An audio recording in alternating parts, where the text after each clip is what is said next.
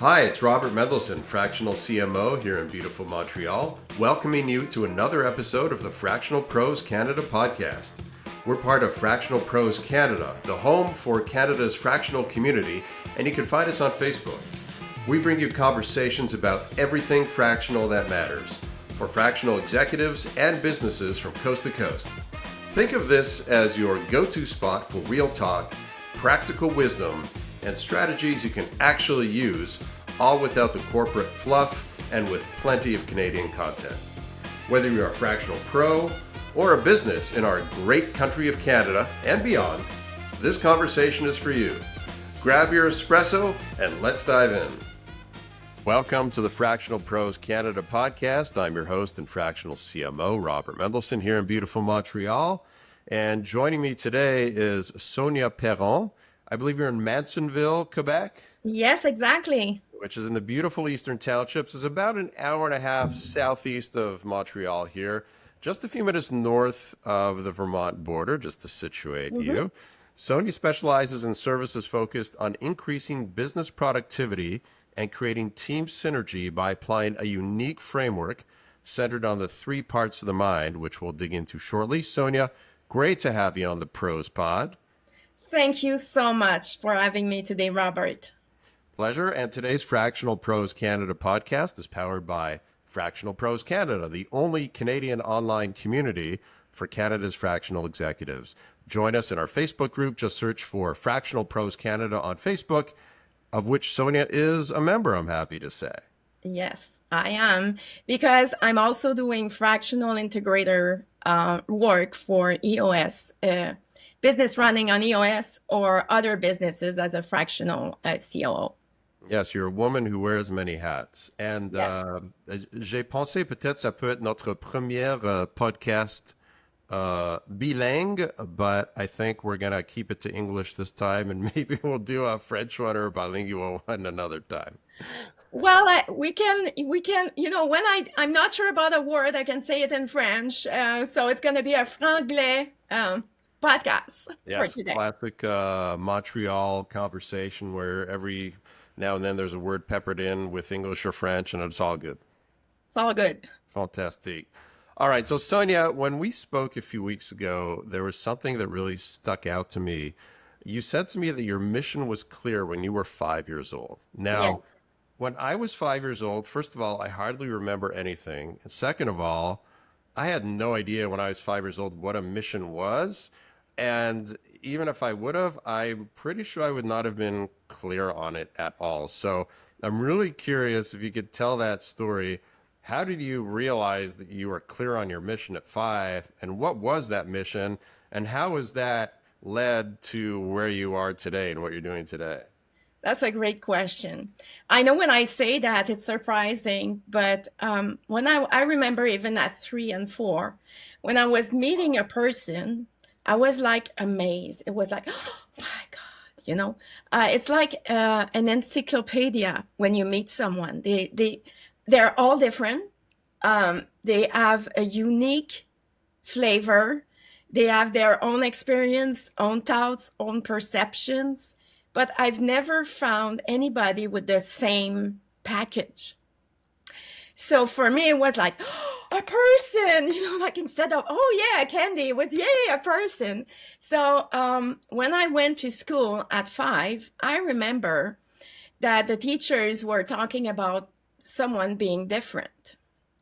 And I was getting very upset inside, like there was a fire burning inside me, because if we're all different, maybe we can say we're all unique instead.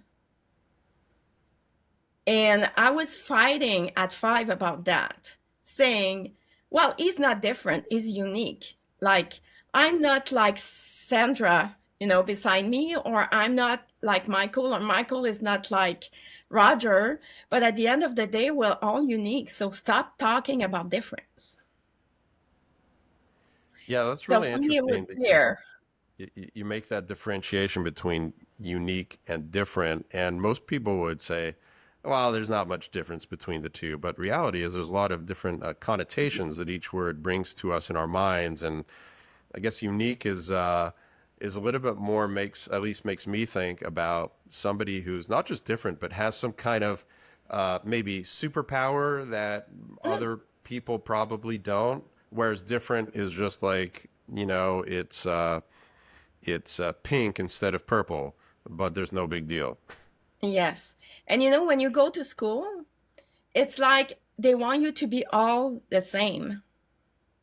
We are, you know, um, I would say it's like you're formatted when you go to school. They all want you to think the same way, do the same thing exactly the same way.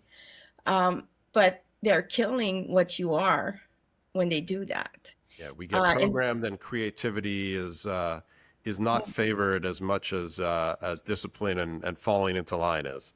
yes. So at the time, it was clear that I had to fight about that uniqueness of each person. And I was all every time I was hearing, oh, we're gonna welcome somebody at school today that's different. So I was raising my hand. Well, we're all different. So can you see that we'll meet somebody unique today instead? It would be better.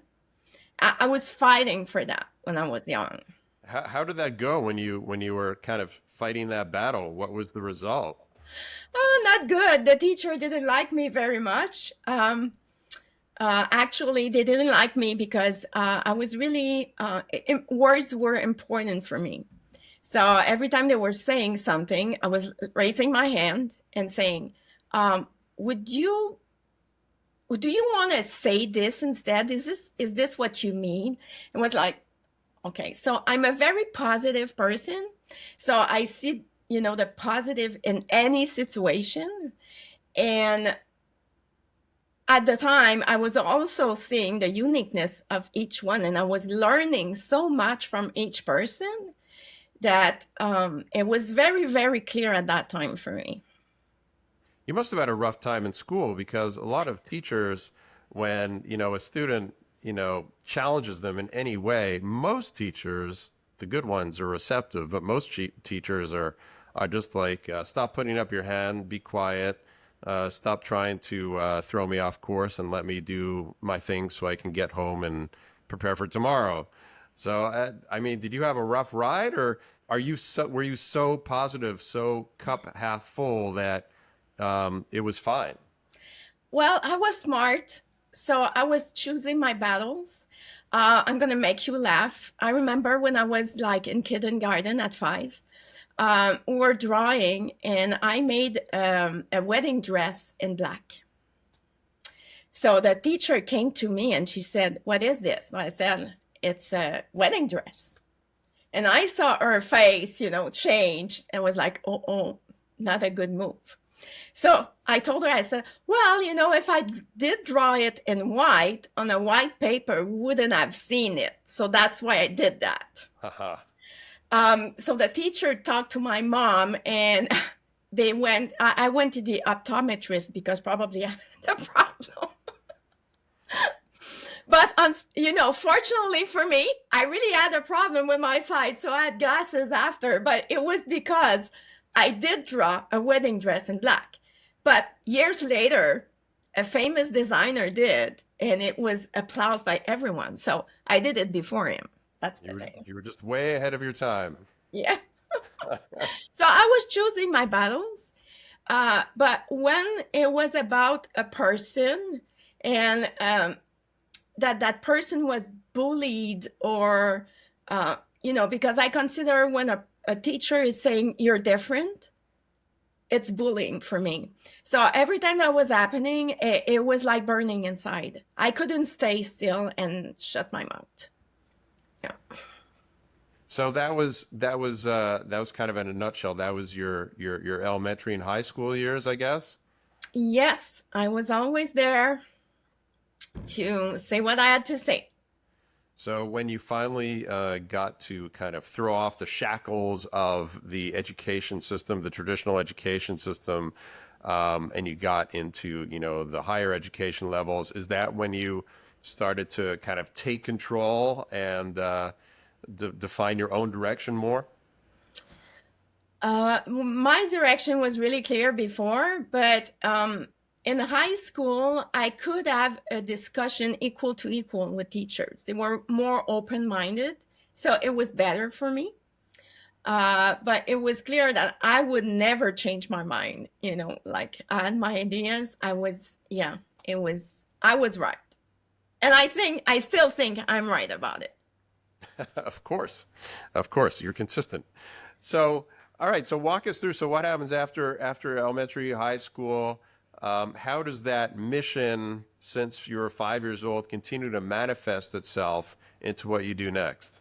Okay, so when I started to work, I should say that I'm empathic a lot, so I feel what people feel. And so when I was my first job, I was coming home at night crying because I was saying to myself, how could human beings create a work environment where everybody feels so bad all day? I was feeling that everybody wasn't happy. And everybody I was talking to, I never had somebody saying, oh, I feel so great at my job. I love my job. I like what I do. My boss is incredible. I feel, I feel heard. I feel people see me. I feel my talents are seen. I feel that I can contribute. I never heard that. Never. And what was your job, by the way? What were you doing? I started working. I created a project for my first job, actually. I was in Quebec. It's called Les Rôtisseries Saint-Hubert at the time. Now it's Saint-Hubert, but at the time. And I created a project to be a manager, but to replace vacation and everything in the weekends in each restaurants. So I created my own job, actually. So I started as a manager when I was 18.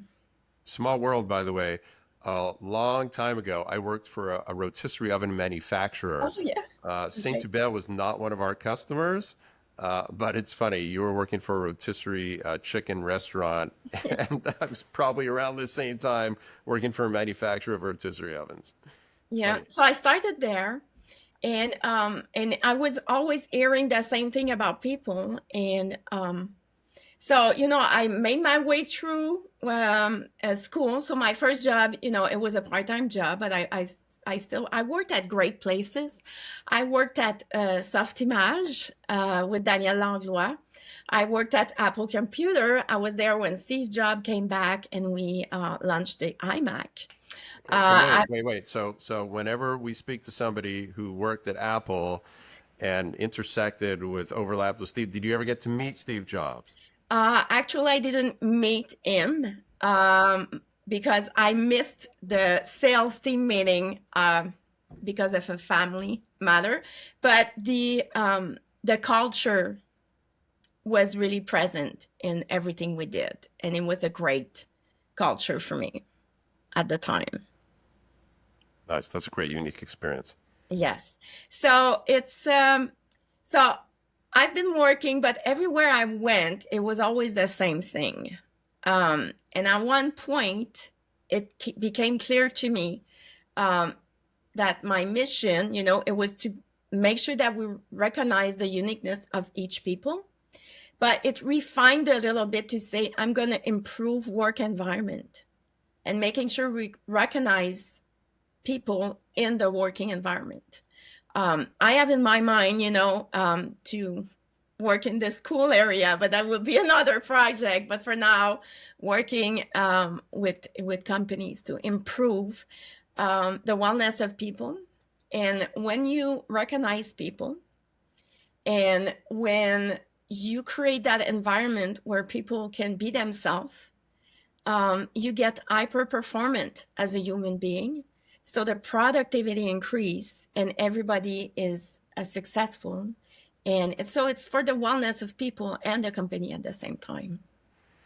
Okay, so this is your version of literally making the world a better place, which Yes.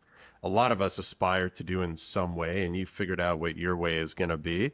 And so you've developed this, very unique framework Noticed I used the word unique and not different. And Thank you for that. and so you make a pretty outrageous claim. You guarantee significant results, right? I I think I have a note here. guarantee quick results, and I guarantee that if you do our program, you'll increase productivity by between 50, sorry, and 300% without All right. any efforts. Now that's a pretty big guarantee. So now, we want to know what is it that you're guaranteeing. So you have a system where I believe there's three parts to it. There's cognitive, affective, and conative Yes. parts, which is a word I'm not too familiar with. Probably our viewers aren't either. So walk us through what is this all about? Okay. So, neuroscience is talking a lot about your brain as three parts, but brain is tangible. But your mind, which is intangible, also have three parts. And those three parts were discovered by, in French, we say Aristotle. What is it in English? Sorry. Aristotle? Yeah. So it's a long, we know that for a fact for a long, long, long time. So the three parts of the mind are affective, as you said, cognitive, and conative. Um, we we created everything, all the system, the school system, the company, everything, the society is created or are created around the cognitive part of the mind, which is more about knowledge, thinking. So long time ago, you had the knowledge, you had the power. So knowledge is at the heart of everything we're creating. But your mind has three parts. The three parts as important as the other, and they work together. So because everything is focusing on that part, the two others brings a lot of problems. So the affective part, we started about 40 years ago to see some psychologic tests. There was first was Myers-Briggs and then DISC. They're about your preference, and this is about the personality. So it came into the businesses slowly, and some companies are using them, to help managing people. This is how they first use it to see what kind of manager you were, like more directive or, So, but the fact is that affective part of the mind is more than your preference. There's a lot more in there, and we're not even aware, and we're not even using them. And when you do a test like this, it's good for 3 months because you're evolving all the time.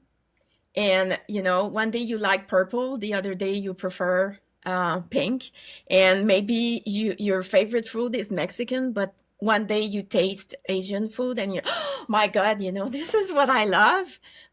So your preferences are evolving. When I was little, I was introverted, and today you can say that I'm extroverted. So things evolve and change because of your reality, what's going on in your life. When your motivation are not the same when you're a single 18-year-old or when you're a father of 3 kids. So everything changes. And then you have the conative parts of the mind, which is very interesting. We don't know much about it. And this is your instinct to act.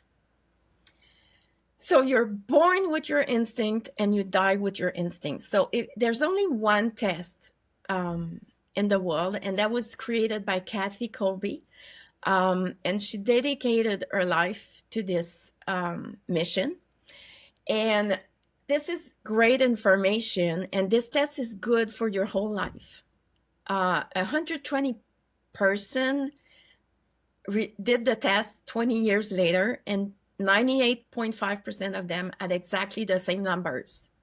So The it doesn't one change. didn't Unlike change at the all. affective, The Yes. conative, we're just talking about the conative. Right. So the conative doesn't change, but the affective, which is the Myers-Briggs, the disc, that can change every 3 months. You take it, different results. The Yes, conative stays the same. The instinct to act stays the same. yes. You know, your instinct to survive will be there all your life. Intuition is there all your life. So everything instinctive is there for all your life. And so the 1.5% of people that didn't have exactly the same number, they were in the same zone. So the parameters didn't change. So the test is really good for your whole life. And what And is when you're, instinct to act? Is yes, that what we talk about, like freeze, flight, or what's the other one? Fight. Is that what we're talking about, an instinct to act, or what no. exactly does that mean? What does instinct Okay. to act mean? So what information you have with your instinct is, first of all, this is the part of your mind that manages your mental energy. So have you ever felt mental fatigue in your life? Yeah, everybody says yes. Why? Because you're adapting. So you're in a zone of your instinct that's not your zone. So you're adapting, so you're using more energy and you're mentally fatigued. So you're not aware. So the information you get from your instinct to act or your conative part of the mind is what is your natural talent? What are your instinctive strengths? Um, there are 12 of them, but 4 are yours.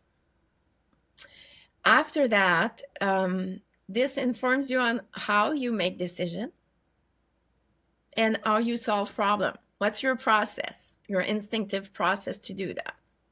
And this is key information when we work as a team or even in a couple. Like it saved my couple knowing about our instinct to act. I'm gonna say that story. My husband and I have been together, for very, very long time, and more than 20 years. And so we bought a new house and we stripped everything. So for the first time in our life, we were doing the same task and at the same time, and we were, oh my God, not the same person. We were fighting. It wasn't working at all. And I said to my husband, "You're going to take your test." And when we got the results, we laughed a lot because our process is incompatible. So we were solving problems, like right now doing the renovation, it wasn't working. So the strategy for us is we can work together but never do the same task. And that's what we did before all our life, and it was working very well, but doing the same task at the same time, not working. So this is this the way for couples going through renovation hell, which a lot of couples do go through? Buy the house, let's renovate together, and then all of a sudden there's these big clashes. Have you just saved couples thousands of dollars and months of therapy by saying the solution is just take a simple test, understand what your differences are, your instincts to act are different, and once you understand those differences, then you can kind of refine the process accordingly? Yeah. So my process for me, is I'm starting by brainstorming, and unfortunately, I do that out loud. So, oh, we could do this like this. Oh, maybe we can do this, but I have many, like 100 ideas in a minute. My husband, his first step is he needs to see the material he needs, everything he needs, like cooking. My husband will take out everything he needs. He will clean out everything, he's going to make the place okay. That's his first step. My first step is I open the fridge. Okay, oh, I could do this, I could do that. No, no, no, no, no. So imagine you're in the renovation, you're stressed because, you have a deadline and everything. And I'm like, oh, we could do this. And my husband is like, can you just shut up? I just want to figure Mm. out what I I'm, need. I'm getting this visual of like a medical professional, maybe a surgeon. I'm thinking, if I have to choose between the Sonia surgeon and your husband surgeon, I think I'm going with your husband surgeon.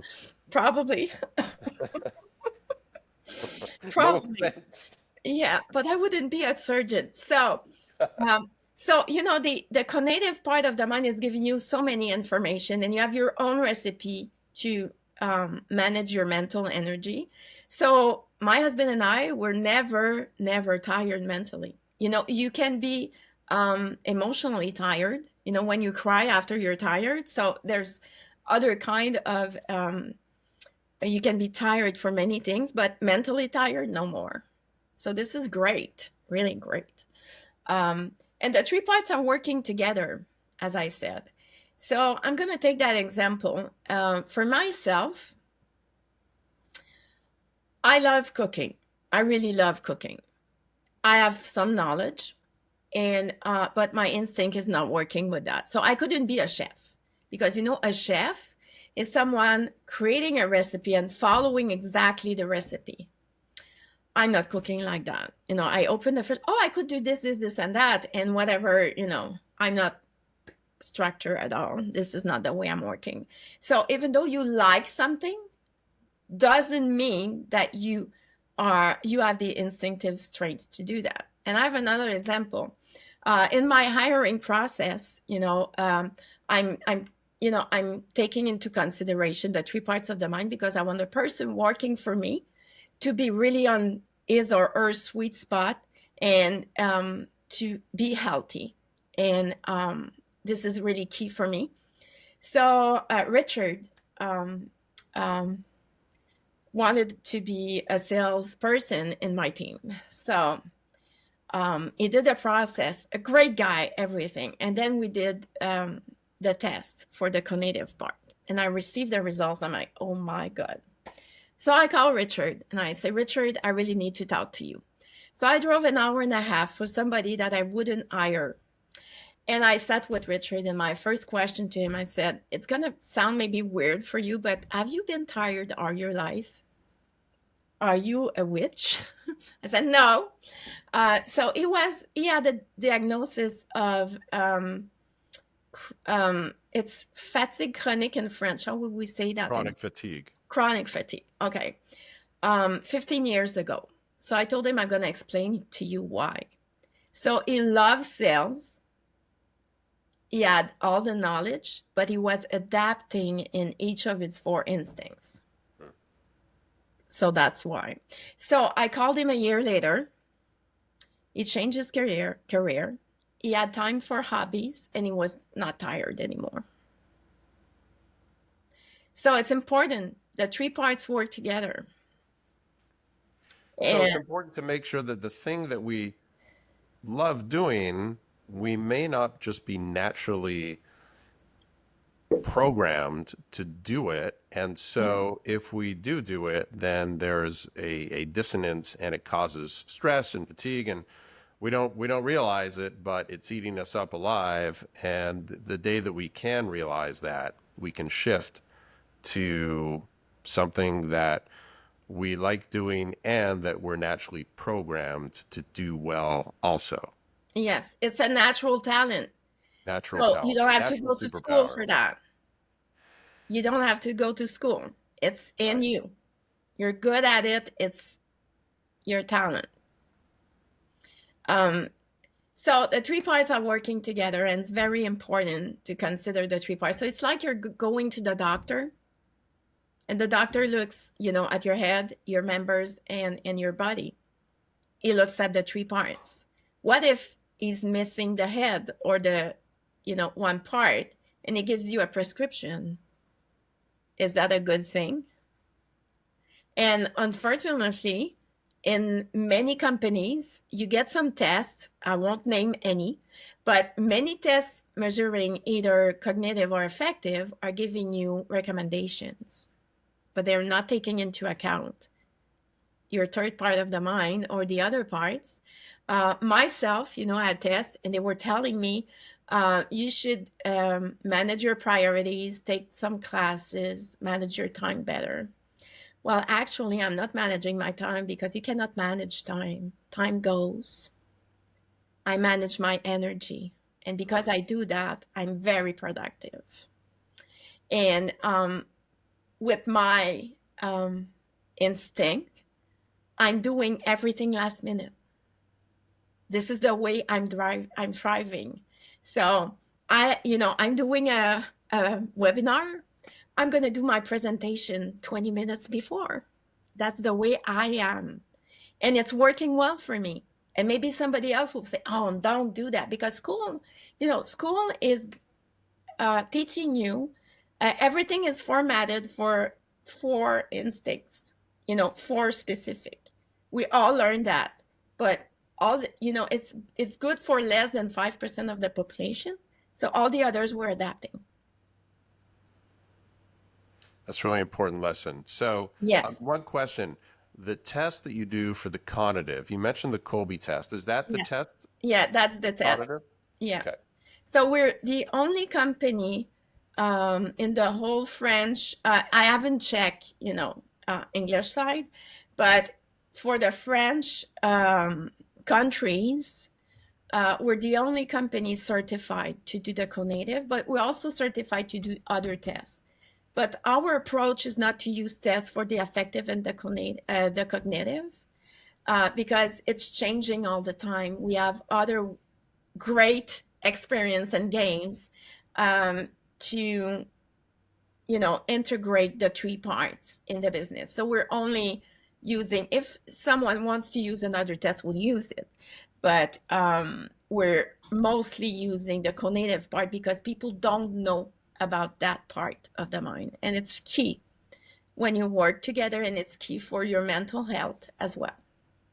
Okay, so you've given some great examples. You've explained the framework. So let's take this into the workplace. Let's take this into a context where if a fractional has a client, how they could help their client out with this, or if there's a CEO or a founder of a company listening and they're starting to think, oh, Joe, who's been with me for 10 years, he's always been a little stressed. I'm starting to wonder if maybe it's what we were just talking about. So give us, how is this used in the workplace to, like you said, that productivity increase of at least 50%, pretty significant. So tell us about, maybe give us an example of how this would be applied in the workplace.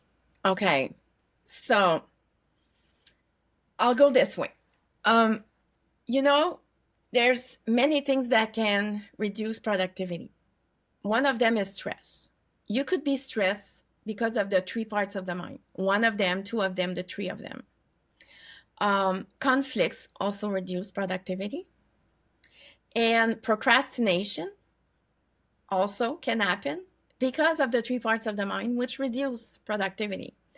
So what I do, and what happened in the workplace is, our when we start working with a team, we do 2 workshops. The first one is to really demystify the three parts of the mind, and we do that with games and everything. And people do their Colby test. So at the end of that workshop, what happens is we talked about the affective and the cognitive a lot, and people know more about everybody. And we already rearranged some of the tasks because of that. And then with the cognitive part of the mind, we understand all the conflicts, and people are laughing about it. So hard collaboration are now best friend, and they're laughing because they understand, they have strategies. Right, the first time that we do the first workshop. So all of a sudden, two coworkers who for months or years have been at odds with each other, all of a sudden now they understand why, and that brings them together, and now they can figure out what's the better way to work together and be Yes. collaborative. Yes. And the one thing that happened to everybody is when we start, people are really stressed, and at the end it's like, whew, because this is how a human being is working, and we accept that this is how we work, and this is how we are, and we acknowledge each person for their natural talent, for their natural strengths, for their motivation, their interest, their knowledge. So we see you, we hear you, you're heard, we know, we see you. So that's a huge difference that happened after just one workshop. And what happened is like, oh my God, and now they all have their own recipe, not to have any mental fatigue anymore. So everybody is very excited about that. So people are engaging in that journey. They want to change the way they work. They want to change the way the tasks are organized, and they want to change the way they manage people. So sometimes, you can have a conflict because of the cognitive part, which will be about an ideology. You can have a conflict because of your values, affective part, something related to that.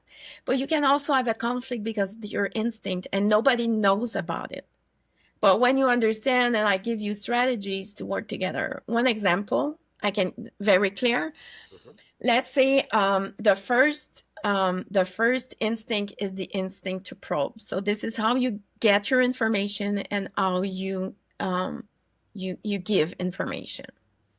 At school, we all learned that we have to precise. So we're doing research and a lot of details. And when you do your first essay at school, they say, oh, you should put more adverbs and more qualification and more of this and this. So they want you to precise. But actually, there are three strengths.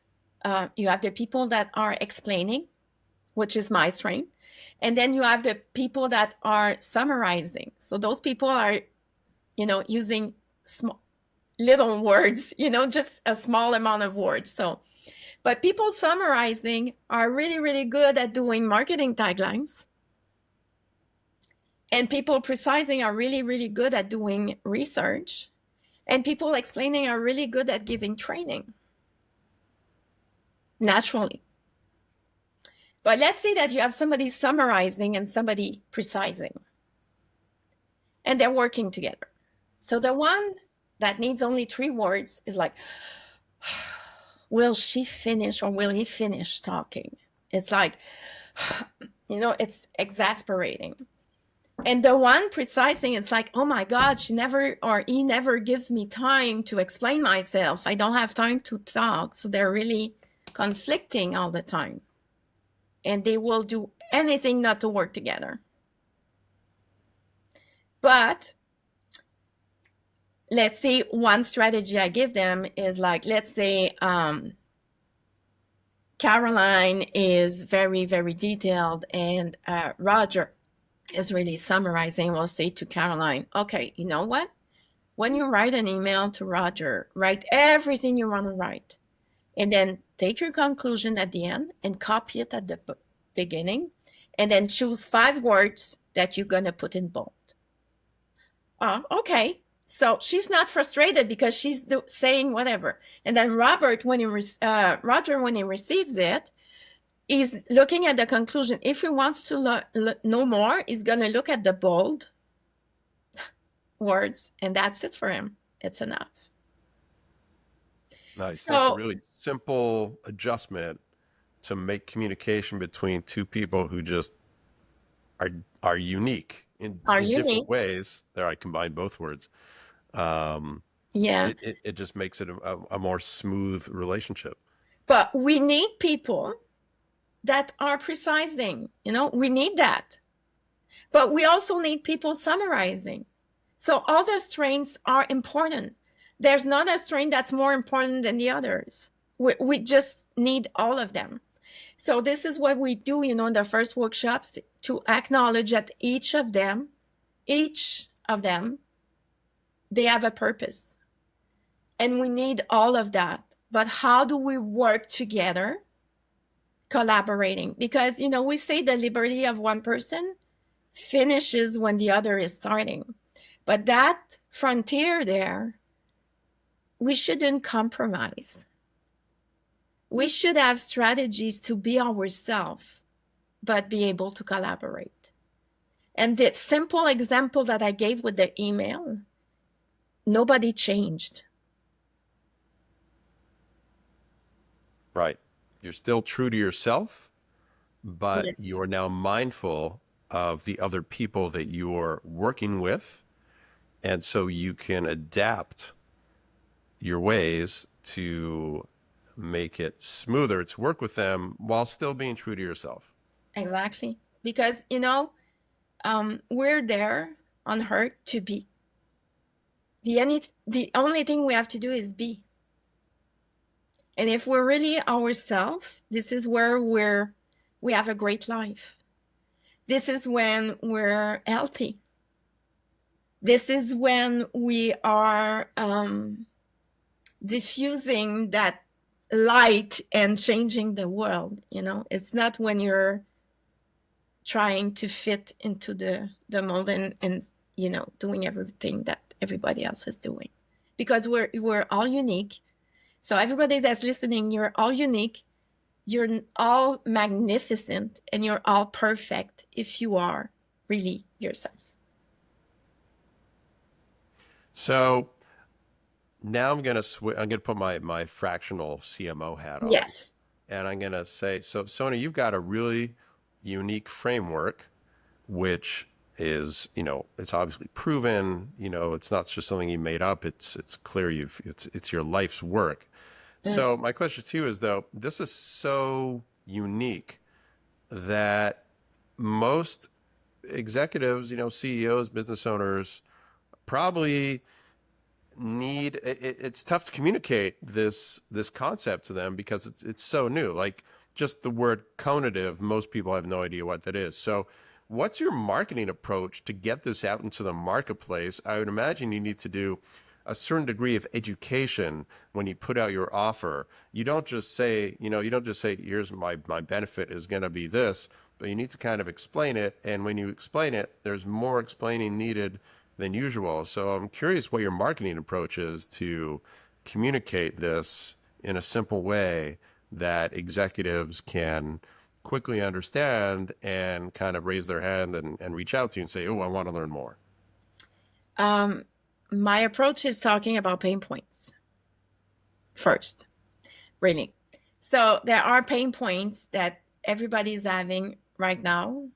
Not everybody, but most companies are facing. And my approach will solve most of them. First one is employee retention. A CEO that says, I don't have a life, I don't even have time to take vacation. There are also engagement, productivity. My employees' performance is far from what I'm expecting. Also, what am I don't remember the other one, but I'm really focusing. I'm doing a lot of networking, and I'm listening to what people are saying, and I'm really getting into what's your pain points. And then what I say is, what if I have a unique approach that can solve all of this, and I guarantee you're going to have quick result after just one workshop. You're going to have like engagement, instant synergy, and you will increase your productivity between 10% and 15%, just one workshop. And I guarantee quick result if you do that. And your ROI will be a lot less than 3 months. What do you have to lose? Would you like to, so that's my approach. And then, I'm talking about, do you know about the 3 parts of the mind? And sometimes the CEO will want to do it just for him to see. But when they do, it's like, oh my God, I have to do that with my team. People see the value, but it's hard to explain because it's so new. And we have really a unique approach. You can do, affective tests and say, oh, great. And you can do cognitive tests and say, oh, great. And you can do just the conative and say, oh, great. But the thing is, they work together. And we're the only one working with the 3 of them and really integrating all 3. So if there's a business owner today listening, or a leader or a fractional who's working with a client, and a lot of the pain points you just talked about, they're like checking them off. Like, yeah, my client's got that. They've got that, retention issues. They've got productivity issues, stress. CEO never takes vacation. What Profits are not there. Yeah. profits aren't there? What's one thing that those people could do right now to start moving in the right direction to make that shift? One thing. Okay. They can take my ebook. It's free. Align to Succeed, that explain the philosophy, and that will give them some ideas that there's some solutions in there they can put in place right away. So it's on our website, spcte.com. You have the French version, the English version. So it's Align to Succeed, a free ebook. That's the first step. They can make an appointment with us also. We can discuss about their particular, and I'm very generous, so I'm going to give them some tips that they can do right away in their What's one company. of those tips? Give us an example just of one of those tips. Okay, I'm going to give you a game that you can play home. Okay, let's say you're doing it home. Do you know that procrastination about something you like and you don't like, so your interests, procrastination about interest, which is one element of the affective part, can increase your productivity by 10% if you remove everything you don't like in your life doing. So let's say home, okay, in your family, you just write down on a piece of paper what you don't like to do. And then you put that in the middle of the table. And then you just pick up each one and you're asking, does somebody like it? And you would be surprised to see that maybe in your own family, everybody's going to pick something. If something stay in the middle, you just outsource that. So imagine just at home, if starting tomorrow, you're not doing anything you don't like. Because everything you do something you don't like, you're like, I will have to do that. Oh, yeah, I'm going to have. But every time you think about it, you're in a bad mood. And then it takes energy to get out of that bad mood, but you didn't do it yet.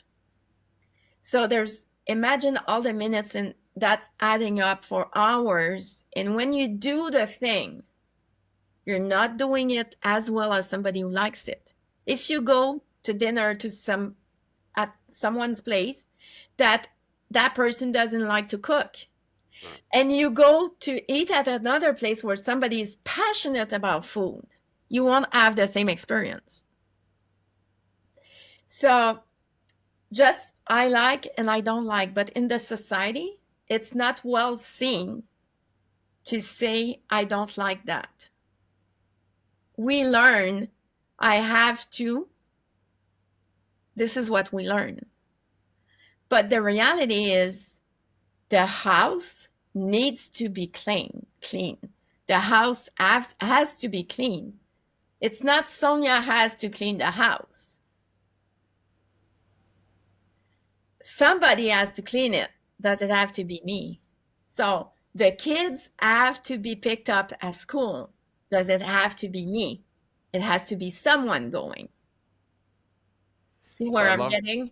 Yeah, I love that exercise, and I could see that definitely working in the home. I could see that working in the workplace, although I think to get everybody who's around the table, the whole team, they need to be comfortable being a little bit more vulnerable to say that there's something they don't like doing, because in some cases, I imagine one of the things they don't like doing may be one of the most important tasks that they do. And for them to kind of write on a piece of paper they don't like doing it could be really risky for them if, they've been doing it for the last 2 years, let's say, and they just throw it out there. I actually hate doing what I was hired to do. That's why we need to do our workshop, because it's a build-up we're doing in that workshop. We're just opening, but by doing that with your family. And, there's a study done in 2019 at London University that showed that each employee procrastinates 55 minutes a day in average. So let's round up to an hour. So that's 5 hours a week. If you have 100 employees, that's 500 hours a week you're paying for non-productivity. Absolutely. I'm just sitting here thinking, the things on my task list that I keep saying, yeah, and I know I don't like doing that. I'm like, yeah, I don't have the brain space now. I can do tomorrow. And then tomorrow it's like, no, I really don't want to do that. And you just keep pushing it off. And it's clearly because I don't like doing it. And yeah, I mean, this is where I call hashtag stupid human. We know that we're doing this, but we keep doing it. And it's really hard Well, to the break that society, cycle sometimes. you were formatted at school. You have to. You have to do your homework. You have to do this. You have to clean your house. You have to clean your room. You have to. We've been programmed. But the fact is, every time you do something you don't like, you're hurting yourself. You're hurting your emotions. You're hurting yourself. You're not stabbing, but you're stabbing your emotions. You don't like something, but you're forcing yourself. It's like you have a baby, okay? You're giving that baby a spoon of banana, and he's like, and he's throwing up. Will you continue feeding him with bananas? But every time you don't like to do something and you're forcing yourself, it's like you're feeding yourself with bananas that you don't like. It's the same thing. But Oh it's man, just, I feel terrible right now. but that's the fact. The image is that, but Yeah. it's because the emotion is it's not tangible. You don't see it. So because you don't see it, it's like it doesn't matter. It does matter. So imagine every time you do something you don't like, it's like you're feeding a baby, he's throwing up, and you're continuing, no, you have to. You have to eat the bananas. Drop. No, you have to eat. But this is exactly what you're doing to yourself. Why are you doing that to yourself? I'm saying since I think 8 years old, I've been exchanging tasks. And it was against my religion at one point. I couldn't do things I didn't like. I didn't like the feeling of not feeling well. So, I always exchanged tasks. I did that all my life. I had friends, oh, you don't like that? I like doing that, And we did exchange. So we had, they say you need a village to raise a kid, Yeah. but you need a community around you. And you just exchange tasks. You can even exchange tasks between entrepreneurs. I do that. I have somebody looking for spelling mistakes in my documents. Every time she does that for me, we are creating an image for her social media, 1-for-1. Mhm. Beautiful. You can do that. What a You great can do takeaway. that. I'm going to start. I got my Post-its. I'm going to start putting all things I don't like and just putting them, Yeah. well, there's nobody around me. I'm just going to put them in the middle of my desk and hope that someone just magically takes them. But you can, the idea is to get a network of entrepreneurs. And if you don't, and I'm going to warn you now, it's not because you like something that it's your natural strength. So you have to be careful. This is why I'm saying the three parts are working together. I like cleaning the house. I love cleaning. The thing is, it's not my strength. I imagine, this is my strength. So I'm going to do it, but as I'm doing it, I'm doing something else with my mind. I'm not there when I'm cleaning the house. It takes me 4 hours. So I hired somebody. She's doing that in 2 hours. So I gain 4 hours of my time. I like it, but it's not my talent. Got it. Sonia, that's amazing. That's a great takeaway to end with. Now, I believe that you are a author. You have a book coming out or just came out? Actually, I have like 2 books and 3 ebooks done already. Okay. So yeah, this last Tuesday, my daughter and I would just launch a new business model. It's called in French, it's cellulaire, but it's like cell era, the era of the cell. The English version of the book is coming this summer. We just did the French launch. And David Colby, who's the CEO of Colby Corp, is the son of Kathy Colby. He did the foreword of the book as well. So we're really proud of that. Yes. Yeah. All right. Well, congrats on the book. And one thing I would like to add is everybody that is using EOS model system, the EOS system is working in our model, but the 3 parts of the mind are, they're talking about it in the EOS model, but it's not, people are not getting how to implement that, the 3 parts of the mind in the book. Because in the EOS book, they're talking about the capacity to do it. This is the cognitive part. The get it is the conative part, and want it is the affective part. So EOS is talking about it, but they're not implementing that notion of the 3 parts of the mind, really. But they're talking about it. So I said at the beginning that, yes, this is our approach, but we're also offering to be EOS fractional integrator or fractional COO. And what we bring to the table is that unique approach of the 3 parts of the mind. We're really making a huge difference really quickly in a business when we're entering as a fractional integrator or a fractional COO. How can people find you, Sonia? Website, SPCTE. I'm on LinkedIn. We're also on the Fractional Integrator Alliance. We're also there. Great. Merci beaucoup. Thank you so much, Sonia. This has been insightful. I have a lot of Post-its to go fill out right now with all the things I don't like doing. I'm going to feel so much better after. Thank you so much. You're going to feel better. It's like a relief. Yes. And you're going to get more productive. Awesome. Without any efforts. This is what I'm guaranteeing. Yes. All right. Result. Yeah. Guaranteed results even right here and now. Love it. All right. Yeah. Merci. Thanks again, Sonia. Thank you so much. That's a wrap on another episode of the Fractional Pros Canada podcast. If you're a fractional professional based in Canada, we'd love to have you join us in the Fractional Pros Canada Facebook group, the home for Canada's fractional community. It's where Canadian fractional executives connect, share insights, and help each other succeed.